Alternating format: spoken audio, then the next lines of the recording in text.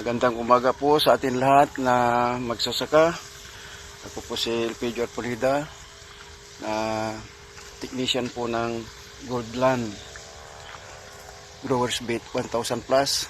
Nandito po kami ngayon sa Barangay Patayak, Santa Barbara, Pangasinan. At ang may-ari po nito, itong palay na inisprayan po namin ngayon, si Rolando Rolosta. Siya po ang may-ari ngayon. Ito po ang demo po namin sa umagang ito. At makikita po natin kung ano ang pagkaibahan po ng Growers Beat 1000 Plus.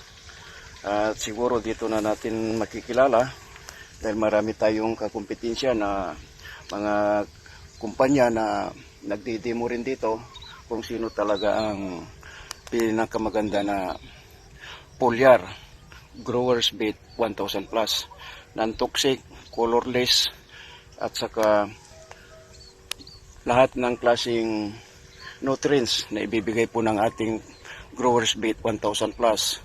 All-in-one na, wala ka nang hanapin pa. At nandito na rin yung tinatawag na insect repellent para maproteksyonan po yung mga pali natin, saka yung lupa na acidic, na namumula yung mga dulo ng mga palay ay na-neutralize at magiging natural ang kanyang